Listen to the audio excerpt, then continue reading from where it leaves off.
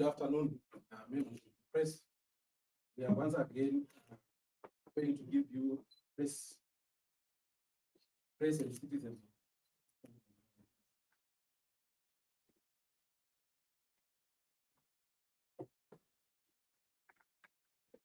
We once again need to give you press CCC candidate election process. This is in fulfillment of the mandate citizens candidate independent selection panel. Is our latest assurance and endeavor to deliver candidates that are free, fair, credible, and transparent process. We remain guided by the values, principles, and objectives to see candidate selection regulations and procedures. It's highlighted in our first press briefing. CCC candidate selection process comprises of 4 key milestones. That is candidate nomination, candidates vetting, candidates focuses, declaration of successful candidates. The panel is committed to updating the press and citizens on the candidates selection outcomes, 4 stages of the process. In this case, focus is on candidates nomination.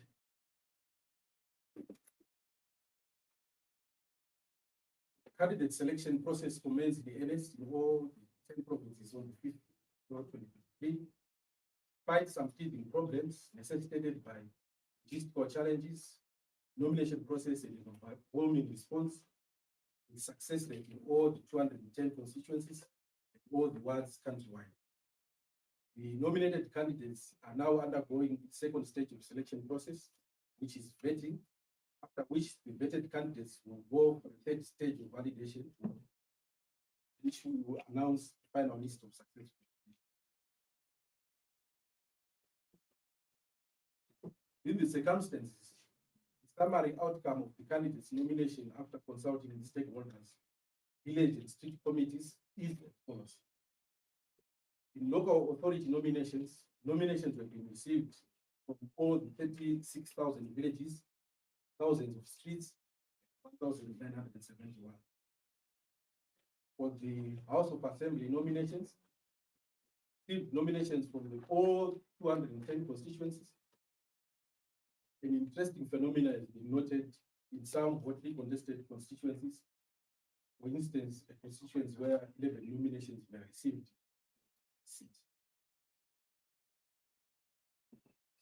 The success factor for this process is also exhibited with the positive candidate nomination returns in some difficult to penetrate areas of opposition that include Gokwe, Usumba, Venezi.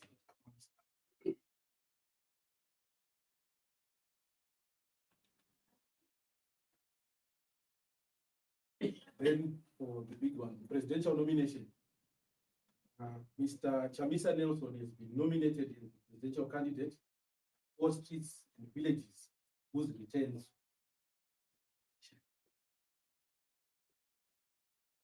For the women and youth nominations, although this is yet to finalize its tally, indications are that an unprecedented number of women and significant number of women is also emerging, both first past, the first, and proportional representation nomination. Youth factor is another exciting and emerging aspect of the nomination process outcome.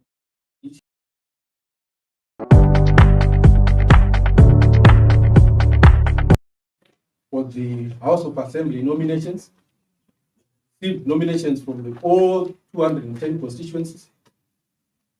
An interesting phenomenon has been noted in some hotly contested constituencies. For instance, a constituency where 11 nominations were received. Seat. The success factor for this process is also exhibited with the positive candidate nomination returns in some difficult to penetrate areas of opposition that include Gokwe, Usumba, Venezi, amongst others.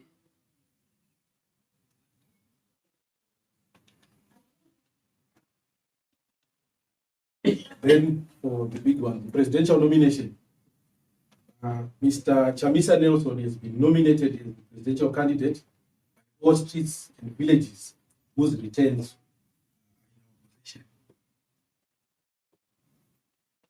for the women and youth nominations, although CISP is yet to finalize its tally, indications are that unprecedented number of women and significant number of women is also emerging in both the first past the post and proportional representation nomination. The youth factor is another exciting and emerging aspect of the nomination process outcome, which is a positive in ensuring intergenerational synergies within CC. Now coming to the credentials and track record checklist for candidate selection. The vetting and security checklist will look into the following.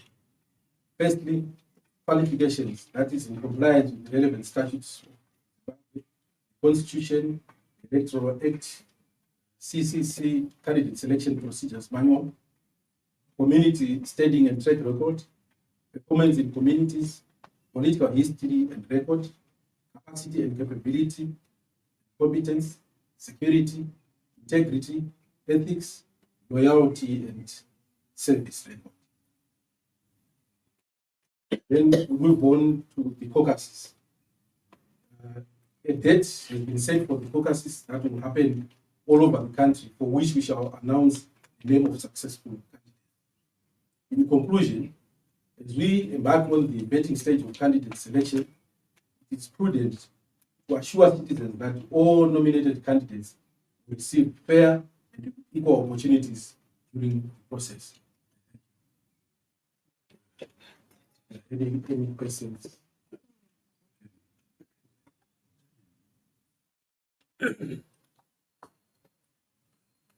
Yes. Okay, thank you so much, sir. On the level of your Studio 7. Were there any complaints? Some of the candidates that have been speaking to the media saying that there have been challenges in the nomination process and that they feel the process may exclude them. Have you received any complaints so far at this stage? Yes, we confirm that we have received complaints and grievances from across the country. And, these grievances are being handled by that particular committee, which is specifically. We also have a few issues here in Harare where we are still just concluding those processes, but it's just a few.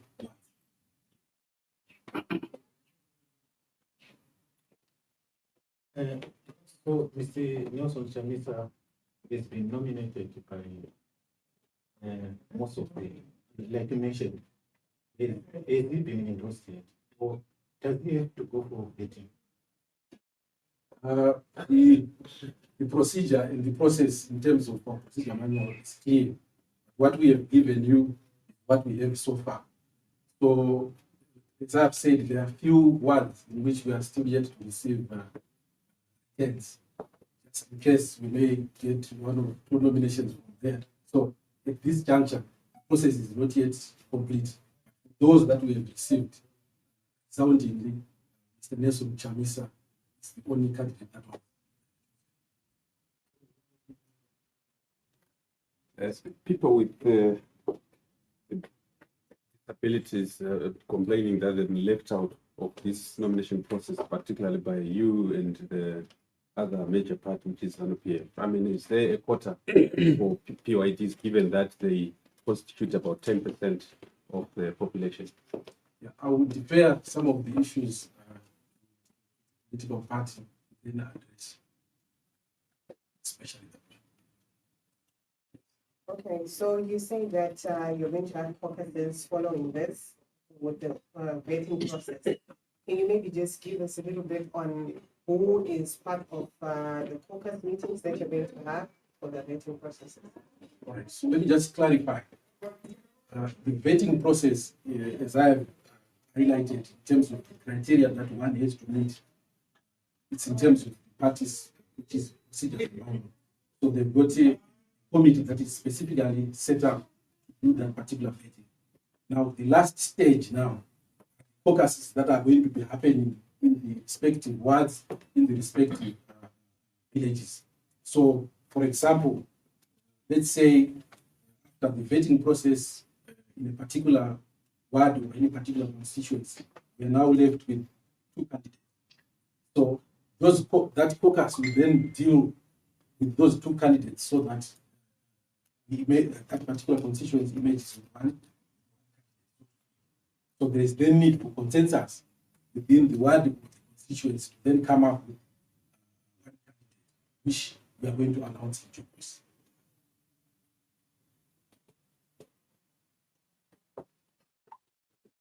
It's none, then I will defer to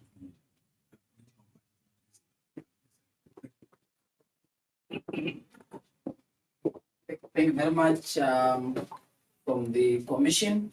I'm going to deal with the question on from Studio 7 around PWDs.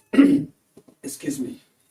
Of course, we have made a decisive and clear position that our processes must be all inclusive of different sections of society. If you note from the number of nominations that we've received, you have seen people from different races, you have seen people from different genders, you have seen people from different tribal and cultural background. Why this is important for us to submit the process in the hands of the citizens, because it is them who are able to deploy. But nonetheless, you can look at where the party deploys, particularly for proportional representation in parliament and in local authorities. That's where we have the ability to be able to deploy people of different backgrounds, and definitely you will see from our process. And not only that, if you look at the composition of our panel, we also have people who are in the commission, particularly in Bulawayo, who's actually from the community of people living with disabilities. So it shows our stand commitment. It shows that we are all inclusive, and we're going to make sure. And as if they've said, it's very interesting because the current process produced what ordinarily, internal party primaries will not have produced, because you are seeing the elderly, you are seeing younger people, you are seeing a lot of people, even with competence, being nominated. Remember that our process was happening in a 2-star system, conversing with the people in the villages and the streets, but also talking to stakeholders. So there are some people who actually came from the stakeholders, who were not necessarily from the street point person, to show that we want it to be more inclusive, to show that we want to make sure that everyone who has got the capacity and whom the society and the community feels must be forwarded are the people who are going to be vetted, after which we go to the last and final stage of validation. From validation during our caucuses, we're going to then make it public. Of course, it is the duty of the commission to do that, to make sure that they announce the final list of the successful candidates that are going to be representing Triple State. And we expect that process to be done in the next few days. Thank you very much. Until if there are, yes? The diaspora, how were they involved?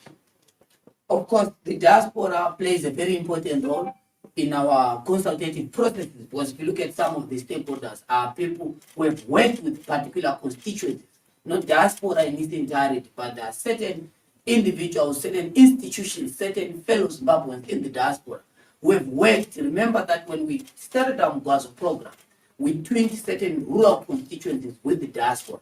So those naturally are part and parcel of the strategic stakeholders that they've been consulted, so that they give their words, so that they give their views in terms of who should represent the community in those ones. Thank you. Yes, Mr. Miller.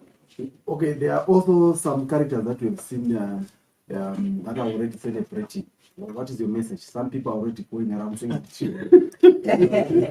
I wouldn't advise any champion and any citizen to celebrate anything in this particular stage, because this is stage for nominations, and our process is 3 stages after, because there's going to be a very important security vetting process. And of course, after that, the caucus is going to make a decisive view of the citizens in terms of who should be the candidates preferred in the constituency. So it is not only premature, but it is politically unstrategic for anyone to celebrate. But it is important for people to be happy, because we're a happy movement. All these people are valued in our movement. You realize that some of the people who might not make it are people who are going to be eligible to be deployed in other strategic sectors of government when we form the next government come September this year. Thank you very much. Yes, I think there's a good Okay, you mentioned a very interesting section, which is the security vetting. what's the process going to be like? Especially considering when you talk of security issues, we're also talking of convictions, candidates who might have been convicted before by the system. How are you going to deal with it? Of course, that's a very important question. This process is not intended to target people that have been convicted through persecution by prosecution. This is a security vetting of one's credentials. You know that we broadly belong to the democratic tradition and the democratic family. So these are security issues that must be looked for one's history and their past in terms of their qualification. And as they've read out, there's a certain vetting committee that was set by the movement, which is looking at those things. That's why some of the candidates have already been contacted to submit to the vetting committee their curriculum vitae so that the department can be able to vet in terms of one's credentials, where they are coming from. Because at the end of the day, this is a citizens project, but we must be able to look at who that particular individual are so that we avoid some of the problems that we've witnessed before, broadly as the democratic family. Can you confirm that Jim Kunaga has been nominated to one of the three? Look, I'm not the commission and might not be able to confirm any individual that has been nominated. What we can do at this stage is to make it known and public that we've received nominations. In fact, the report that we got from the commission proves that there are more than 2,000 people that have been nominated only for the 210 constituencies. There are more than 30,000 forms that have been received for people who want to go to council. So there's an overwhelming subscription and appetite for Zimbabweans to be deployed for this important national duty come 2023 election. So the said individuals being nominated are going to be confirmed after the vetting. After the vetting, people get validated, and only in the final stage are you going to have the names of people who are going to successfully represent CCC. So at this stage, there are more than 30,000 people that wants to go to council, more than 2,000 that want to go to parliament, according to the nominations from the citizens. So after all these processes, the commission will obviously make it public in terms of the people who are going to be successful in these processes. I think there are no further questions. I have to thank you, members of the fourth estate, fellow Zimbabweans. Let me thank all the citizens that came out in numbers. We don't take for granted the overwhelming subscription and participation of ordinary people, Zimbabwean citizens, that came in their big numbers in this process, because it shows that the people have their movement, that the people want change. And as has been assured by the commission and the movement, that we're going to adhere to our rules and guidelines and make sure that we produce the best content that has been built by the people. Fellow Zimbabweans, fellow Africans, thank you. Have a great day.